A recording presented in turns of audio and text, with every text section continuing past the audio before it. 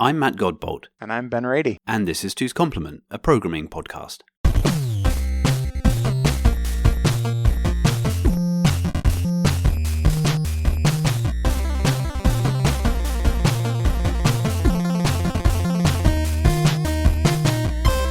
Hey Ben. Hi Matt. How are things? Good. I've been thinking a bit about the tooling that we use. And you and I both work in Unix environments predominantly, or Linux specifically in my case, and Mac, Aussie type things.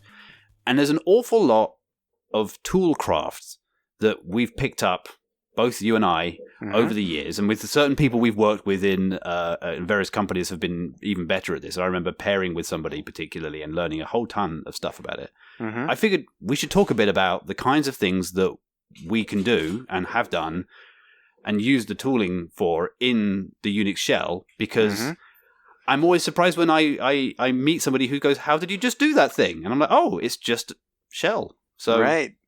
Let's start there. I think that's a great idea. I guess, what is your top X, where X is as many minutes as we can do? Oh, man. Unix command line tools. The one that immediately comes to mind for me is using sort and unique. I was just going to say the same thing. Get out! Yep.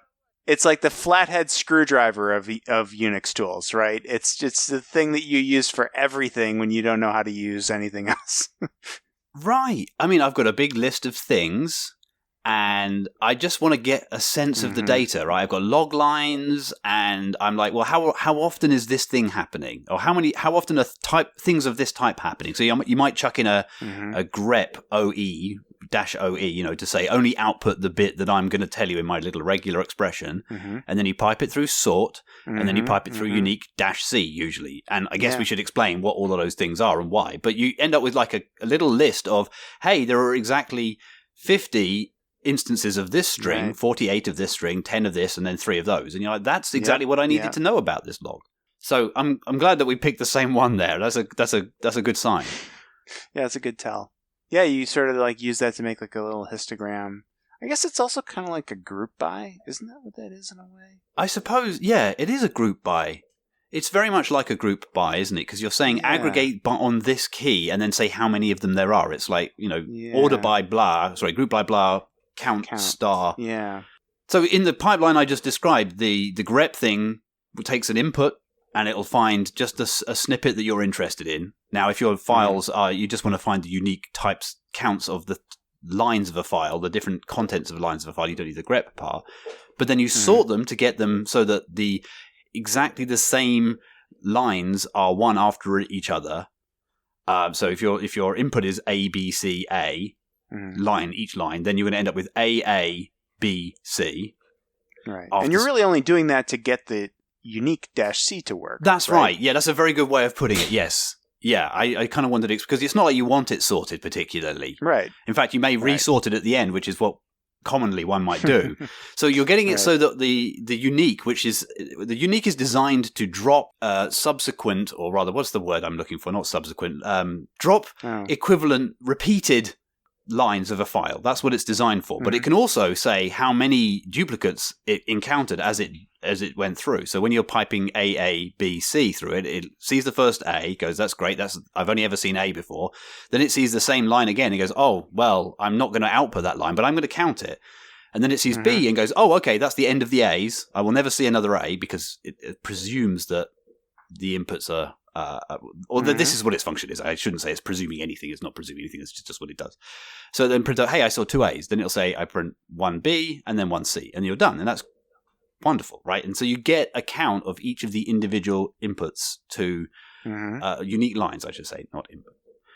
Now, of course, the result of that is a big list of like, hey, I saw A once, I saw A twice, I saw B once, and I saw C once. And that's great. And then in the example I just made up on the spot, they are in a useful order potentially, right? Because it's like, hey, I want the most common.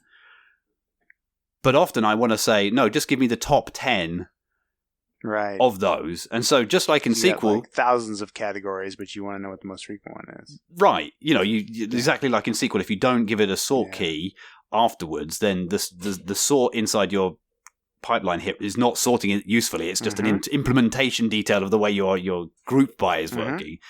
But then you want to sort by -n to say sort-n, which means sort numerically, which means it's going to interpret the first part as a number, and then you can pipe it through, say, less. And what we've done then is, or head minus 10 to say, just show me the first 10 of those. And so in what we've got, grep, sort, unique, another sort, less. 5 Unix commands, one after another, and we've written a SQL query for all intents and purposes on a line-based text file. Right. So when you're like, hey, I noticed we got some user login rejections. How often does that happen? It's like, oh, we got 100,000 of those today. Oh, wow. Is that a lot, or does that happen every day? Then you need to go use these tools to sort of figure out if that's true. Right. Of course, it's no substitute to actually having like metrics in your application that do it, but like we all have been up against the gun trying to make these kind of like, what the heck's going on with my system? And we are again joined by guest puppy in the background. I apologize for the noise. Oh, he's always welcome. He's adorable. Yeah, he gets away with anything, right? But yes, you were making a point about something technical. We were talking. We were like you said, these are the things that you do. Like we talked about structured logging and observability in another episode, and like if you have some inkling ahead of time of the things that you want, although I can make some arguments for structured logging that would say like anything that you write to a unstructured log file, you can write to a structured log, and it will be strictly better, but not every system has this kind of logging in place. Sometimes, you start out with something and you don't necessarily know what you want your structure to be or whatever it might be. So you have these things. And being able to do this is just super useful. Plus, like the logs that you're reading aren't necessarily yours, right? Right. Like sometimes they're operating system logs or other software's logs that you're doing this to. And Apache's for those situations, log file that I just happen to be on the Vox. Right. Uh-huh. Right. So you need to have these. I feel like you need to have these skills no matter what. And of course, the next one that you want with that chain of that pipeline that you're talking about is awk, right? Because it's like, oh, the thing that I want is this particular column, right? Right. And awk is like a whole programming language, but mostly the thing with it's used for print it's for print. Yes. Yes. Yep. Although I will make an argument for another tool. When you talk about awk first. I was going to say there are other tools, and I think I was going to say the one that I use for this is also cut. Cut, that's where I was going. Yep. Cut is a little bit easier than specifying $3 if you have a very clear non-space based delimiter. So, for example, if you know that your JVM dump or whatever has it's between the second colon and then the third colon in some list of like class path or whatever, then you can cut. -D colon, which means use colons as the delimiter, and then you can pick 3 as the third thing, and that's another super way of just filtering the bit of the data that you want. But awk is a full programming language. Yeah, and you can, and I honestly feel bad for not having used awk for more than just print $, whatever. There's a few things I think I've used it for, but I always have to Google those things. I use it to sum up a numeric column. That's another thing that I can do. And also average. It's quite easy to write, although again, there's a little bit of Stack Overflow used here. But if there's something where it's columnar and I just need to go over something with a relatively straightforward thing, I can just use awk out of the gate to do that kind of thing. Or a running total or stuff like that is relatively straightforward. But that's the only bits I can remember is like begin something magical, end something magical, and then the line itself. Of course, if you do have the benefit of a structured log, you may have written your structured log using JSON, because a lot of people do that, in which case you're probably going to want to use another command line tool called JQ, which is an amazing tool, not just for dealing with structured logs, but dealing with any sort of JSON data. If you're interacting with a web service, one of my favorite tricks to do is to take I've got some web service I'm trying to explore the API, and I've got the documentation there maybe, and I want to see if the documentation's right, or I want to see what the actual underlying data is. And so what I'll do is I'll put together a little bash script that curls that API and then pipes it into JQ. And then I'll run that whole thing in another command called watch, which is something that we've talked about, where it'll just run it every couple of seconds, right? And now I have like a constantly refreshing view of what that JSON object looks like, and I can start modifying the JQ expression to select into particular elements and explore the whole tree of the resulting JSON object in a very interactive and fast way, right? So you sort of can walk over the whole tree and like, ooh, this value is interesting, and this whole array of things is cool, and we're going to need that value, and this doesn't match up with the documentation. And, in just a matter of a few minutes, you can sort of see everything that there is to see about an API in a very interactive way. So those tools together, I am a huge fan of. But JQ in general is pretty fantastic. JQ is amazing. I think JQ is the first of the commands that we've mentioned so far that isn't sort of like a BSD staple, right? Everything else is part of the Unixy environment. Yeah, Unix or awk, I think we've said cut. They're all like, you've almost certainly got them on your machine already. Just type it in, whatever. You don't need a sudo apt install anything. JQ is a separate process. I think you can probably get it from most I think I installed it on my Debian thing here. But it's a single static binary. You just grab it and chuck it in your bin That's directory. Another fantastic thing about it, right? Like you said. I think I would be a little surprised if on most newer Linux distributions you didn't get JQ out of the box, but I could be wrong about that. I'm pretty sure it needs to be installed. It's like one of those things that is in one of my Docker container things for Compiler Explorer to like just, hey, this is I expect these tools to be in my machine. It's like there. It has to be there. Yeah. But yeah, that's it. I use that all the time. You can do math in it. You can do transforms in it. You can do all kinds of crazy stuff in it too. So it's sort of like, if you get into sort of heavy scripting and not so much just exploring, you can damn near write programs in it if you try. Geeking out a little bit about it, it's just a really nicely written piece of software as well. It's based on something called libjq, which is obviously based on it extracted from it is libjq. So if you want to do JSON parsing with like a language that gives you the kind of descriptive power that the JQ query language has, it compiles to an intermediate bytecode. It's just sweet. It's nicely done. It's cool, and it's worth saying as well that like while the vast majority of invocations of JQ are JQ-C for me, which says enable the color, even though I'm about to do something that will make you want to turn it off, space dot, which means select everything. Hey, I just want everything, and then I'm going to pipe it into less capital R, less dash capital R, which means hey, less. Interpret, but don't try and strip out the ANSI color codes that are coming your way, because normally you're going to freak out about that. And that means I get like a pageable colored version of the, syntax highlighted and pretty printed version of whatever I'm piping into JQ. So you don't have to use it to even do anything, like any kind of interrogation at all. You just say like, hey, it's just a really nice, pretty printer that supports color.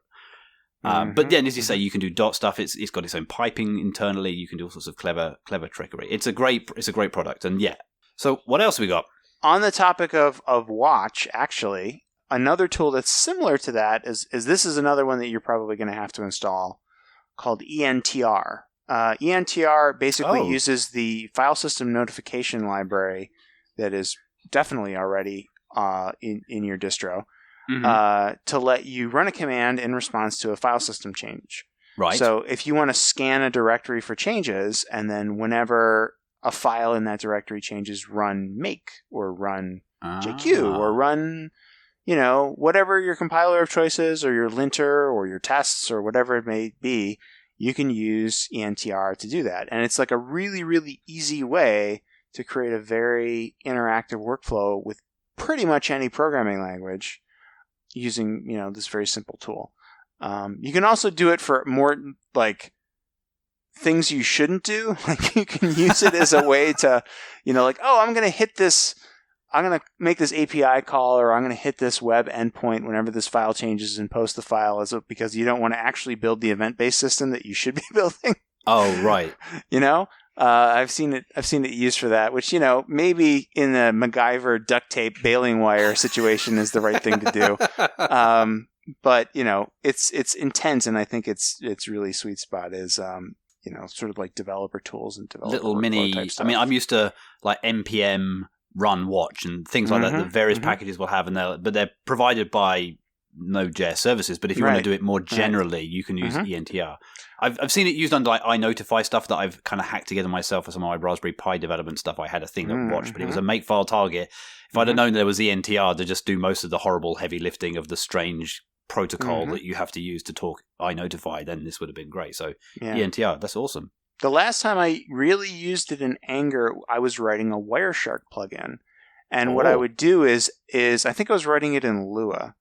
And what I would do is whenever I was hacking away on my Wireshark plugin, and whenever I changed the Wireshark plugin, I would have ENTR automatically run a capture that I had through T-Shark and spit out the resulting processed result to get a sense of whether or not I was writing my Wireshark plugin correctly. That's awesome. So, that's so cunning because, I mean, that gives you CI/CD style or local CI/CD, well, not CD, but for Wireshark, which is like the last thing I would ever expect to actually have that process. That's cool. Yeah. It was a miracle when they added the thing that allowed you to like reload a Lua plugin in Wireshark without having to quit it and start it again, which has been my go-to way of doing this kind of development. And then, making a pop-up happen with, I got to this point, printf style. Yeah, that was a few years ago, but that worked out pretty well. But yeah, actually, so that leads us to another one, which of course is T-Shark, TCP dump, depending on your flavor there, right? Like TCP dump is usually my go-to for capture. But normally when I'm like analyzing something, I tend to reach more for Wireshark than T-Shark, but I've definitely seen people with great effect use T-Shark for both capture and analysis. Right. Yeah, and I mean, I think this is another thing where once you've seen somebody who is good at doing this kind of thing in action, debugging a problem that you would have scratched your head for days on, and finding it in a few minutes with a packet capture. We should probably tell people. I was going to say we should tell people what Wireshark is because I think let's do that. What's Wireshark? What's a Wireshark? Yeah, so when you communicate over the network, or actually, I mean, it can be. You can use Wireshark on like USB devices and stuff like that too. Bluetooth right? and stuff, Bluetooth, yeah. So if you're doing any sort of communication protocol in general, it's probably worth asking the question, can I see this in Wireshark? Why would you want to see it in Wireshark? Well, because Wireshark will show you all of the bytes, everything that you're sending back and forth between computer A and computer B, or device A and device B, and allow you to apply filters to them to sort of shrink them down to the stuff that you care about, transform the raw bytes into something that's a little bit more meaningful and readable. I was going to say, the raw bytes is a bit of underselling of Wireshark. Wireshark understands almost every protocol known to mankind. It's kind of like the C-3PO of things, and it will show you what it means almost always, even if, Yeah, no, that's a great analogy of it. Yeah, so all of the, and the thing I was saying was, I was writing earlier was a Wireshark plugin, like being able to see like at the various OSI levels or whatever it might be for your particular thing, like what are the messages that are going back and forth here? It's an incredibly powerful tool, and it adds a level of observability to any time, anywhere that you're, basically connecting two devices or two computers together, or multiple computers together. So it's something that I've used, and I know you've used a whole ton to troubleshoot all kinds of problems. And if you're not familiar with it, I highly suggest you give it a try, because it's absolutely. I don't know, like what's your do you have a cool Wireshark story? Like we never would have found this, but for Wireshark kind of a thing. I do. I don't know that I can talk about it publicly. Unfortunately, it's one of those more interesting ones. But we have found some very unusual behaviors in esoteric networking devices before now that have been traced back to either like hardware issues or similar. But on that subject, actually, and in a similar vein, and I realize we're doing like all of 2 minutes on each of these tools that we could easily do a whole episode. No, this is like a lightning talk. Yeah, I know, that's true. Yeah, right. But in a similar vein to Wireshark, TCP dump, and things like that, System Tap and strace, or strace is probably the one people are most familiar with. This is the snoop on a process, just like you were snooping on a network connection between processes in Wireshark. strace will say, hey, I can run another process, or I can attach to another process and say, what all operating system calls are you doing? And I want to look at the parameters that come in and the parameters the operating system gives you back.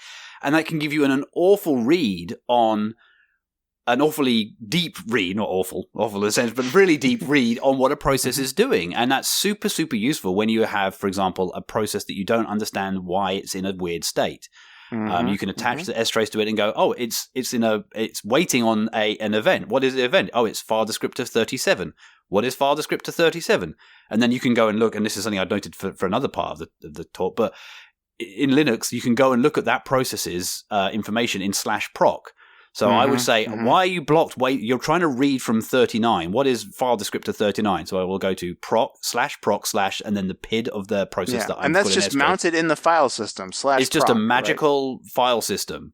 Exactly. And within that file system is a bunch of useful information, and then there is one directory per process.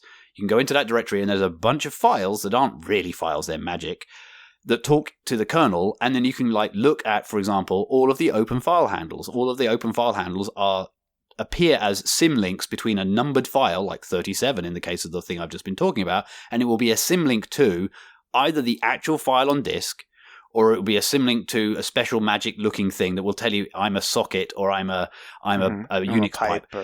That kind of stuff. But maybe you won't know what that is at that point. Maybe you'll have to give up at that point. But it gives you, hey, I'm blocked on the network at some level, and then you might crack out Wireshark and go, well, what are you blocked waiting for, right? Can I see anything before this point? But that it works only works on your own software if you happen to if that can give you a hint as to, well, I think the only places where it could be blocked on reading from a file is here and here. Okay, that's where we're wedged. But more importantly, it works on other people's software. So if you're stuck with, why on earth does this esoteric binary that what a vendor has given me, what on earth is it doing here? strace is a fine way to find out. So what's system tap then? System tap, yeah. So system tap is like strace++. System tap allows you to write small programs that get injected into the kernel and run effectively in a sanitized, safe environment within the kernel on behalf of various other parts of the operating system. So you can kind of trap and filter operating system calls, various kernel events that can happen that are a layer below even what like strace can see. So, hey, I had to allocate a new 4K page of RAM. And so that's an event that happens in the kernel. It's like, oh, well, that's interesting to me. I want you to run this bit of code and do something when that happens. It has a bunch of useful scripts that you can crib from to write from. But so the story that ends up with the punchline and system tap found the issue was a latency spike in a trading system I was working on. And the latency spike we traced back to exactly what I just described. Like that, there was a counter that went up, which was like, hey, the number of the number of page faults has gone up. So if you access an area of memory you haven't accessed before, it's a page fault. The operating system has to decide what to do. Very often it says, oh, that is part of your heap that I just didn't give you the actual physical memory for yet. So I'm just going to find a spare 4K page that was free before, swap it in there, and then you can go on your merry way and you can continue with your life. And that's great, right? And that allows you to say, allocate me 10 gig of RAM. And you don't actually get 10 gig of RAM instantly. The operating system just says, here's a space that's 10 gig wide. Every time you look at a bit inside of there, I'm going to kind of pop in some 4K pages for you. And you can't tell the difference, but it takes a little bit longer to access it the first time. There's also a major page fault, which is like what people think of when you think about virtual memory, which is like swapping to disk. So this is like, hey, I ran out of memory. And this was a page that I was talking to before. I've been reading and writing from it. Maybe it contains my executable itself. And the operating system says, hey, I'm a bit stuck for memory right now. I'm going to write this out to disk, or I'm going to throw it away knowing that I can load it back again from disk. And then when you hit that page, it goes, oh no, right now I need to find this for you. And it's much longer, obviously, to actually go and get it from disk than it is to just find a bit of physical memory and say, oh, that's yours now. Right. Background set. We were having issues where we were losing packets. We were dropping packets under a very high load. And long story, turned out to be something that we had presumed was pre-faulting. That is, we'd specifically asked the vendor code to touch every 4K page in the block of RAM we'd given it. Specifically so that faulting, that minor page faulting had happened for every single block. Now, it turns out there are better ways of doing it than that, but that's how the vendor implemented it.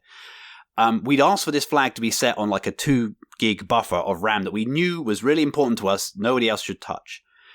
But unbeknownst to us, that wasn't happening. And so every time the process went to access a new area of this 2 gig memory the first time, it had to do a minor page fault, which again is really, really, really fast these days. But it requires taking out a lock, a process level lock, because you're about to monkey with the page table and move things around and map memory around. And so it was blocking on that lock, we discovered. System tap was like, no, every time we get here, this is what the call stack looks like. And we were able to look up the call stack and go, oh my gosh, this is the actual kernel area, the kernel like code that's being called, and it's trying to take out this lock, and it's sat there. That's where it is when we're spending all of this time. Interesting. Whereas we've just taken 10 minutes to tell a war story about this, but System Tap gave us the facility. No, but that's what these are for, right? Right, yeah. Right. As it happened, the vendor that we were working with had open sourced the source, which was amazing. It was really, really valuable to us. And I was able to find the part where you sort of set the flag and said, hey, please, can you fault this stuff in? And they'd written the code, which essentially said for I in number of pages, and then literally the C code of parens, char star, the memory address, int temp equals that, right? So that is read a byte from that memory and put it into a temporary register, a temporary variable, I should say. And then it got optimized out? Of course it got optimized out. The compiler's like, you're not doing anything with that, go away. And so it got optimized out. And this was one of the first times, this was a long, long time ago, but the compiler explorer is up and around. It was the first time that I remember sending, rather sheepishly, a patch to them and a compiler explorer link that showed that their code on a modern compiler, obviously it was written for like GCC4, which didn't do it, got optimized away. So anyway, the happy ending was we were able to fix that and move on with life. But System Tap was what allowed us to find it. System Tap can also do stuff like how often are you being descheduled? That's another really good sweet spot for it. If you're like, hey, I'm running my process and I think I'm using the CPU all the time, but every now and then something happens and it takes longer. You can say, well, okay, what's happening on this? Oh, it's a sibling CPU is sending you a TLB shoot down, which just sounds like a really complicated sequence of words. And it is, but it's like one of these weird things that can happen between nodes and systems, which is totally unobservable otherwise. Right? There are some counters you can look at in proc interrupts or whatever. But if you want to know, no, you actually got descheduled because this really important thing inside the kernel had to run, you're like, what? But my stuff's more important than you. Anyway, System Tap, brilliant. Very difficult to kind of get on with, unfortunately. It's not as cool as like the unique and sort world of things, but it is a useful thing to have in your arsenal. I know that there is dtrace on other systems, and I think there's a port of dtrace to Linux, and there's some stuff using turning it back circle. So the BSD packet filtering API is another kernel compiled sort of safe system which you can use to specify packet capture filters. Like, hey, I want to see packets that are like this, and it gets compiled and run in kernel so that you aren't spending time going in and out of kernel space. This is when you're doing your TCP dump or your is that separate from libpcap, or is that what libpcap is? It's separate from so I don't know if libpcap uses it under the hood. I think I'm not 100% certain on that, but I know that there's the Barclay packet capture filter syntax thing is a thing, and it's more restrictive than, for example, what you can type into Wireshark, if you've ever seen the difference between the two. So yeah, maybe it is the same as what PCAP does. Anyway, there's an eBPF, which is the extended Barclay packet filter that can do more than packet filtering. It can do essentially what System Tap can do, as far as I understand. But I haven't looked at it for a while, so I'm sure listeners are at home. Our listener is grinding their teeth, kind of going, no, that's not how it works at all. In which case, I invite you to email us or tweet at us and tell us where we're going wrong with that. But yeah, okay. I'm going to get off my little soapbox of the exciting systems level tools that I play with.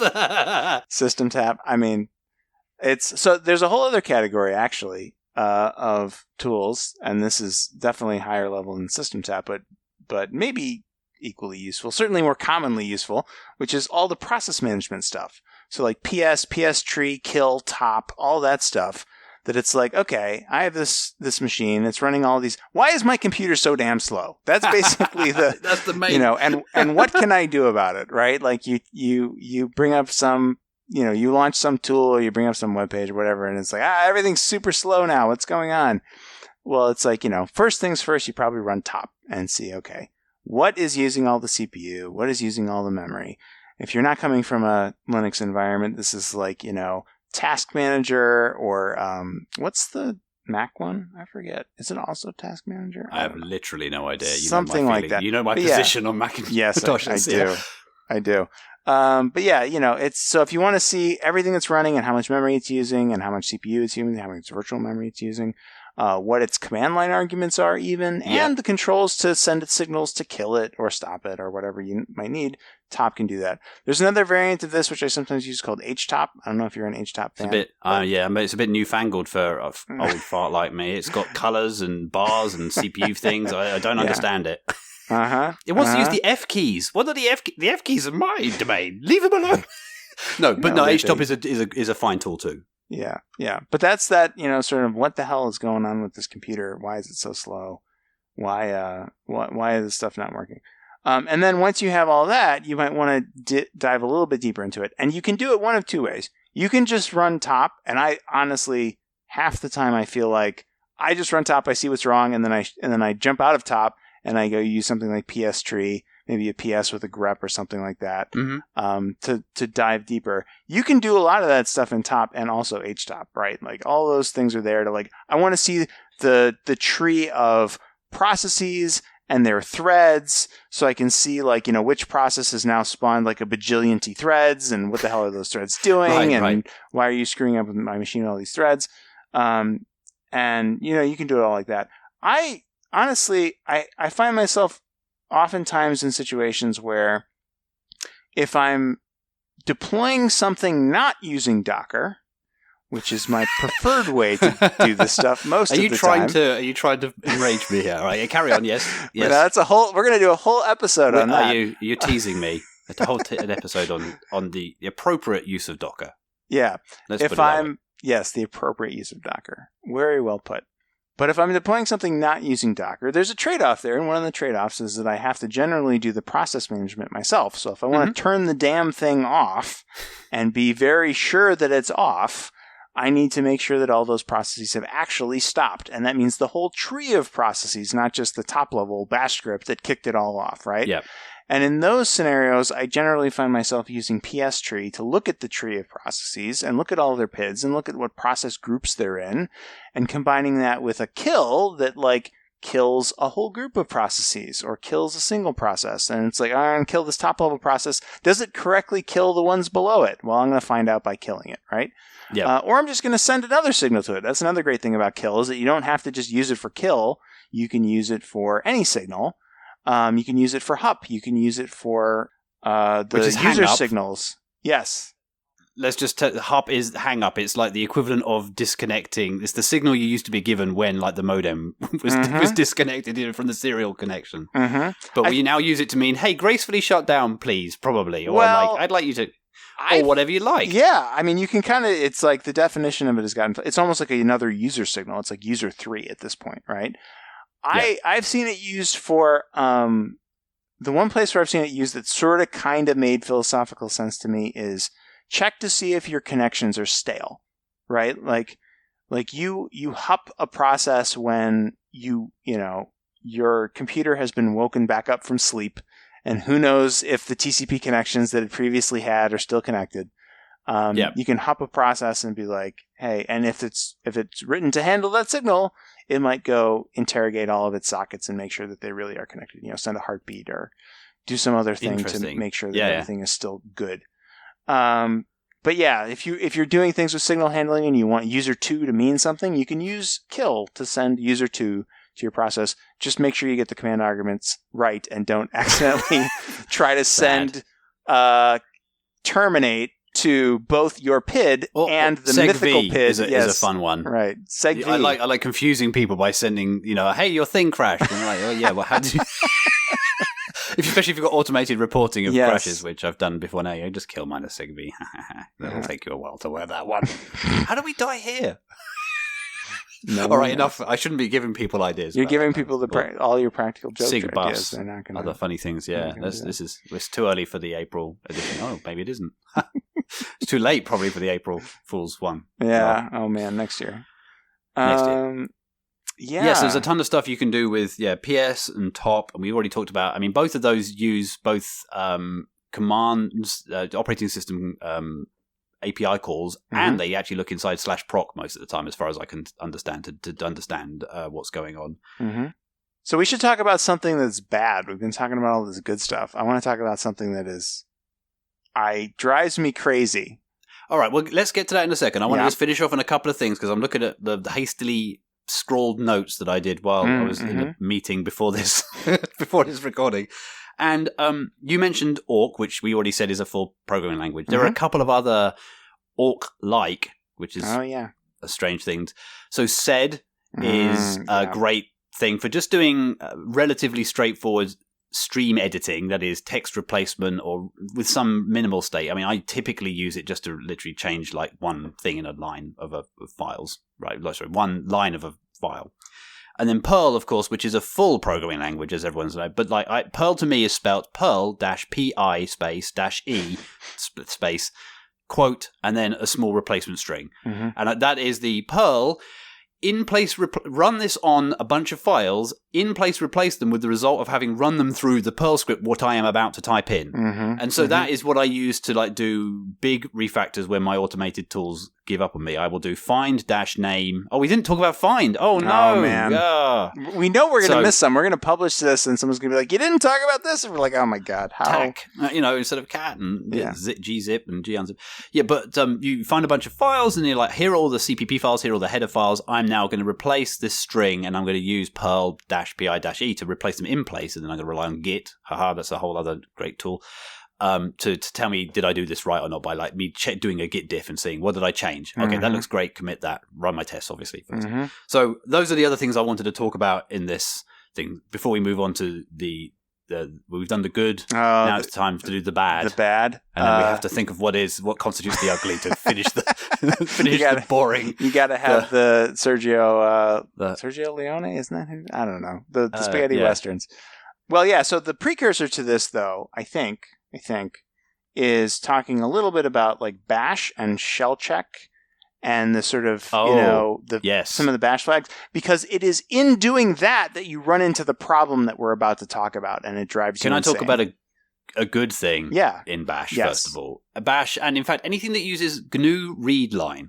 So GNU readline is like the text input. Almost anything you type into in a Unix command line interactively is using readline, and so that's when you can press up and down and go through your history and control backwards and forwards to move between words and that kind of stuff. And this is the thing that I tell people, they're like, "What? I didn't know you could do that." And then it's life altering in some cases, and that is Alt period. Press Alt period to toggle through the last command line arguments that you specified. So.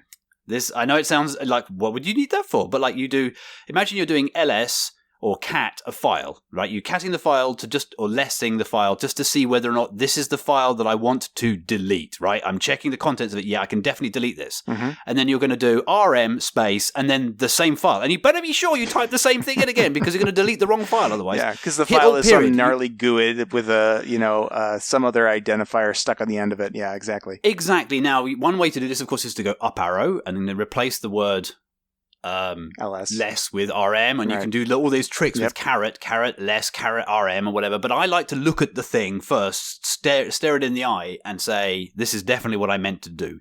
So Alt period will bring that second, like the command line argument to the previous function into under the caret.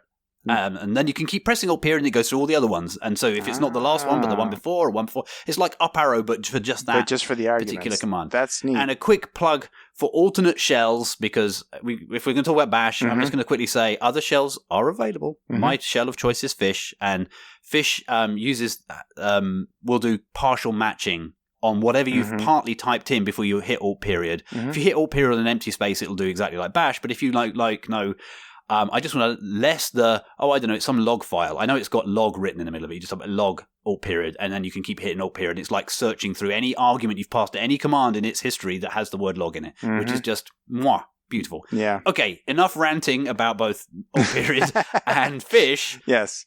You were talking about shell check, which is another useful utility, but it's useful because you need it. Right. Not because it does anything valuable necessarily. So when you learn all these wonderful commands and you discover the power that is being able to do all of this stuff, it's almost like being a wizard. It's exactly like being a wizard. We were talking about this the other day. It's like being a programmer is like a wizard. Yeah, carry on. Sorry. Yeah, it's the closest thing you're going to get. I tell my kids that all the time. Does it work? Kind of. They're I think your eldest is more technical minded. they're buying it. No, it's right. gonna be interesting to see how that shakes out. Actually, Okay, right. Anyway, wizards. Yeah. Wizards using So Bash. once you discover all these magical spells that you can cast in the terminal that give you all these powers, the next thing that you're going to want to do is automate them, right? Because you don't want to have to actually be around to do all this stuff and type it all out by hand. You want to start automating it. And when you do that, you're inevitably going to start writing bash scripts. And then you're going to write bad bash scripts, because that's what happens when you start writing bash scripts. And the thing to help you with that is shell check, because shell check will tell you everything that your bash scripts are doing wrong, and you will gladly thank it for that. And this combines extremely well with all the other tools that we were just talking about earlier, like Watch and ENTR, where you're like, oh, I'm writing this bash script. I'm going to use ENTR to run shell check on it every time I change it so that I can never make a mistake, at least not one that shell check would check, right? It's great. You probably will find conventions that you do, at least I do when it comes to Bash, where you want to toggle things. The set command in Bash can be used to turn things on and off. And there are things like, hey, if you see an undeclared variable and I try to use it, please fail. Don't just keep going. Also, if you encounter any error, please fail. Don't just keep going. And the sort of the magical combination, or like, I guess the other one in this little shibboleth that I always put at the top of my bash scripts is if you have a pipe, so you have a series of commands connected to a pipe, and the first... I think we have the same shibboleth. Yes, set EUO pipe fail. Is that... Pipe fail, that's the one, Yep. So if the first command in a pipe fails, please don't just carry on to the next one. You can just stop right there.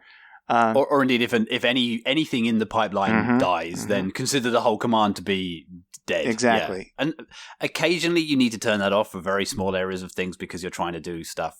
Yep. And it doesn't. Yeah. But yes, until this moment, I hadn't really registered that I thought C++ had the monopoly on terrible defaults for things, but it turns out Bash is there with the same feel. If you think of Bash as a programming language, it is way in the top 10 of terrible. Why would you do this? Why would you do this?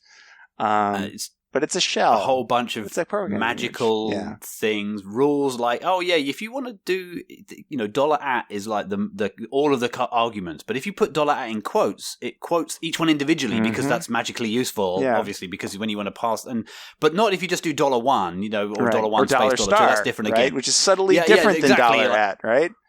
What? Yeah, exactly. That's one of those terrible interview questions that you could do. What's the difference between $@ and $? I don't want this job anymore. You guys, really? This is what you're going to throw at me? I'm out. Oh man. Yeah. But no, so you start, you learn the magical spells of Bash. You learn all these wonderful commands. You start automating things, and then you will come to hate what we hate, which is the activate pattern. Because the activate pattern breaks I didn't know where you were going with this. It breaks all of it. We've talked about this so much, and I was ranting about it like earlier this week, and you said, well, we should do an episode on that. And now you've sprung it on me, and I haven't had a chance to build up the head of steam and bile. No, we should talk about when it's useful and when it's not useful, and I should try and be productive and not just knee-jerk angry. But So what is the activate pattern, Matt? Well, to me, the activate pattern is the management of an environment that you're going to be running commands in by manipulating global variables like the path, like magical variables that mean things to various applications you might be running or programs you might be running, like the Python path or other things like that. And essentially, you're saying, I would like to have the convenience of pretending that my computer looks this particular way. And the way in order that I'm going to do that is I'm going to run a shell script, which is either going to mutate my environment it is, or it's going to fire up a new environment with those things preset. And now I can program away to my heart's content, and my compiler will be GCC 7, and my Python will be Python 3.9 that comes from over here, and everything's wonderful and beautiful, and that's great. And it's a powerful way of having an environment, without using something like Docker, that looks different from the default one you might get on the computer. So I can see the allure of it, and I understand why it came into being. But what it does is it gives you a hybrid promise, because parts of the system come from the real system, parts of the system come from the magical environment variables you're sharing, and it's very hard to get a decent between, what's the thing? Intersubjective? Intersubjective is the magic word there. Experience, because you're like, oh yeah, I'm running this thing. And if you are unbeknownst as like so often we're trying to help out folks who are saying, hey, I'm typing this stuff in and it's not making any sense. If you don't realize that there's some magic that's rerouting all of the normal things that you might do in a shell to other magical things, then you're really, really stuck. You type, type which GCC. You have to think like, well, hang on a second. What do you mean? And it's, it says opt bin, some magical thing, some giant thing in your .file directory, magic. And you're like, whoa, where's that coming from? Now I don't know where I am anymore. I don't understand your computer. Your operating system has been subverted in a very deep and scary way. And so that's why I don't. That's one of the reasons, though. That's a sort of pragmatic reason why I'm against it. It just makes it difficult to debug because people will forget to say, "Oh yeah, I'm using some magical Ruby switcher that just magically switches Ruby every time I change directory." So that's one thing. It's also a global variable, and who likes global variables, right? You're setting something which is Have you got some things to say about it before I kind of explain? I mean, I think we could both do a whole other podcast on why this is a bad idea, but it's like a whole podcast, episode. No, I'm on a whole other like a 12 series, 1 hour each. Breaking down why the activate pattern is terrible. Yeah, I'd be interested because obviously I've just ranted for a good 10 minutes or so about this. What's your feelings? Have I missed out anything, or have I duplicated? What do you think? I think I can describe what I don't like about it in a slightly different way, but my feelings are basically the same. When I first got out of school, the shop that I worked for was combination Windows and Solaris. All the servers were Solaris, and all of the desktop machines were Windows. And that was my first real introduction to the Unix environment. My school had a Solaris lab, and I did some like very basic things there. But it's not until you're getting paid to do a job that you're like, I really should learn how this stuff works. And that's when I first started learning these tools. Which I have to say, by the way, investment in the Unix tool chain is one of the best, if not the best, technological investment I've made in my career. It's held up throughout literally my entire career. And it is so useful, and it sort of like moves with me from job to job to job, and it's just one of the very best investments I've made in anything, in any technology ever. So strong endorse. But when I was first out of school working in Solaris, and I started writing these kinds of automated scripts, right? And my boss at the time was like, "Never rely on the path," and I'm like, "Why? It's there. Like, just why would you not do that?" He's like, "It's a global variable. Never rely on the path. If you're calling a command, make sure that you have the full path to that command. And if for some reason you can't get the full path to that command, normalize it to a full path and then print it out so that you know what command you were actually running when the stupid thing ran," right? To me, the activate pattern is going in the opposite direction of that philosophy. It's not only are we going to rely on the path, we're going to rely on these 10 other magic global variables that you have no idea what they are, and they could change at any time, and it's going in the opposite direction. And I very quickly learned in those early days why you don't rely on the path, because you can make some bad mistakes that way, running the wrong version of things, especially when you start getting into like working, and this was later, obviously, but like I've gotten burned by like, oh, I wrote this bash script for Mac OS, but with the core utils package installed. So it has the GNU utilities instead of the BSD ones. But the BSD ones in this environment were further up the path than the other ones. So you got a different version of sed, which did a totally different thing, and your thing broke, right?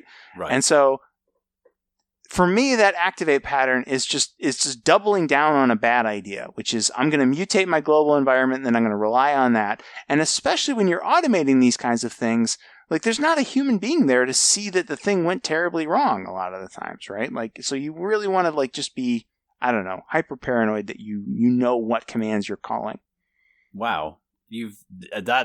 That has gone in an even more militant direction away from it than I'm prepared to do. I mean, like as you know, our company has open sourced a little magical sort of installer light thing that does do some of this stuff, right? It does say, well, okay, if we put this in the bin, then you can have these particular things. But so in a way, I feel that I've slightly argued myself against that program. But the idea of that. I love that program. There's a project called Aussie, which we can put in the show notes, or we can forget. People can't Google it because it's a terrible, terrible name to Google for. OZY. Yeah. But it's based off of dot files, isn't it? So it doesn't rely on path tricks so much. It has one path trick right at the beginning. It just says, okay, this is where I'm going to find the Aussie binary, and this is how we're going to do things. But other than that, it lets you install things like JQ and other bits and pieces based off of, well, here's a dot file in this directory. This is the version of JQ you get here. Now, again, that's sort of spooky action at a distance, but it's not a global variable, it's a local variable. And it's maybe it's unobvious because it's scoped to the current directory and say, like, for example, like although we haven't used it in Compiler Explorer, we've talked about it because it's super convenient to say, look, we all know that we need the same version of Terraform in order for us and the other admins to be able to, like, administrate the site and not forever be playing upgrade tennis with each other. And so having a .aussie.yaml which says, no, Terraform is version this, done, means that even if I'm in that directory, I'm just going to get the right version of Terraform. That's kind of a nice thing. But it shares some characteristics. It's got some, the siren song of like, well, it's so convenient. I just type Terraform and I get the right version of Terraform. Right. Well, as opposed that's to doing, a very clear trade-off though, right?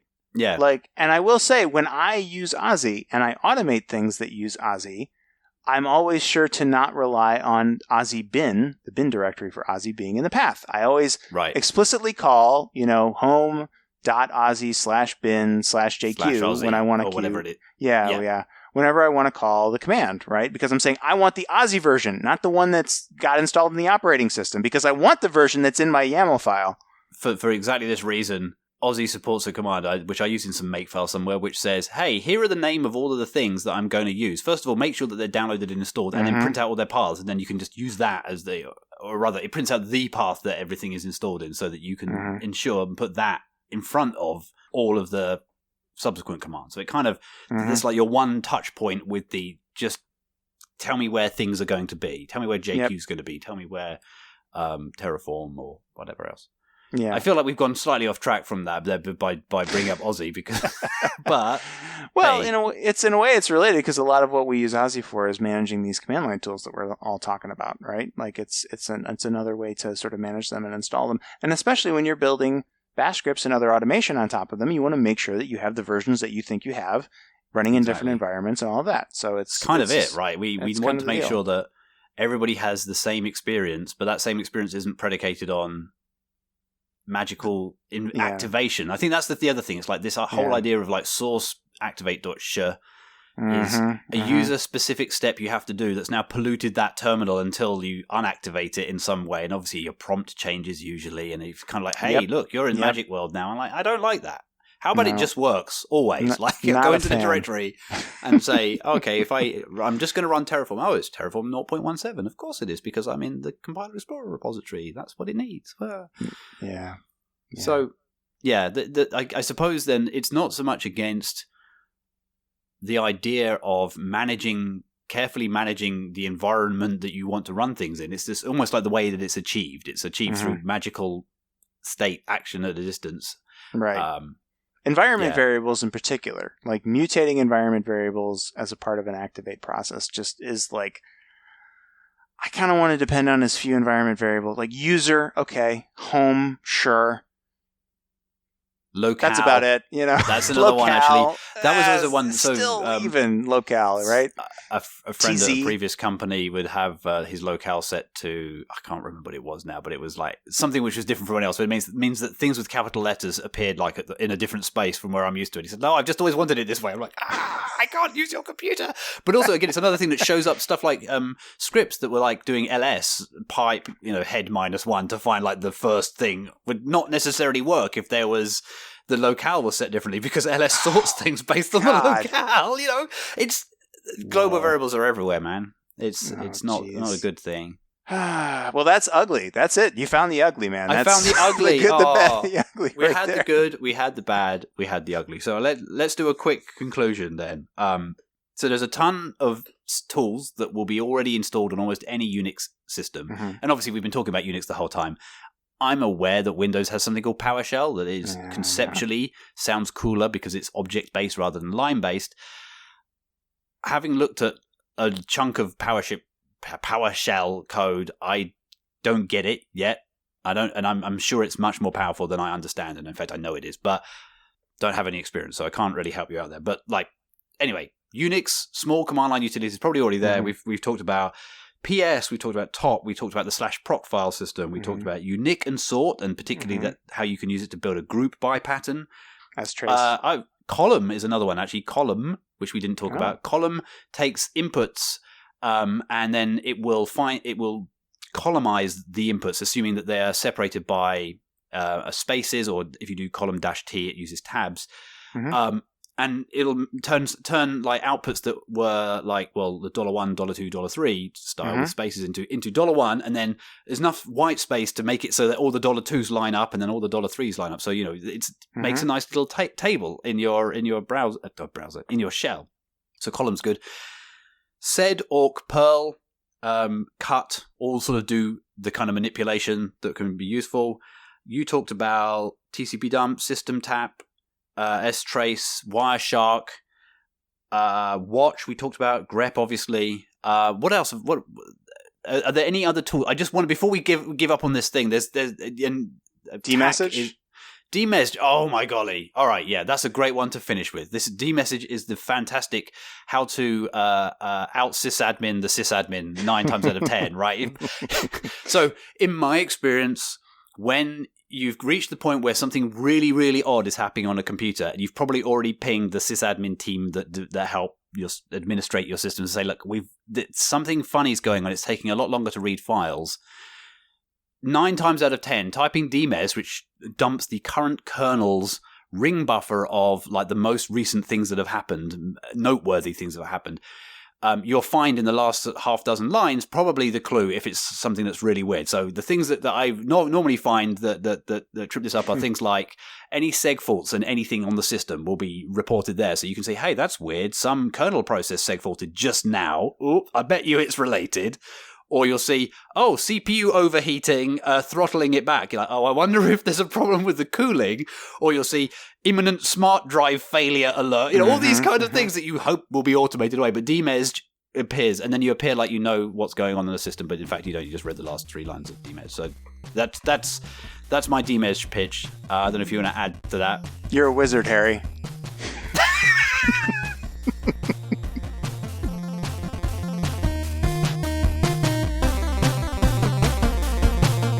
You've been listening to Two's Complement, a programming podcast by Ben Rady and Matt Godbold. Find the show transcript and notes at twoscomplement.org. Contact us on Twitter at 2CP, that's at TWOSCP.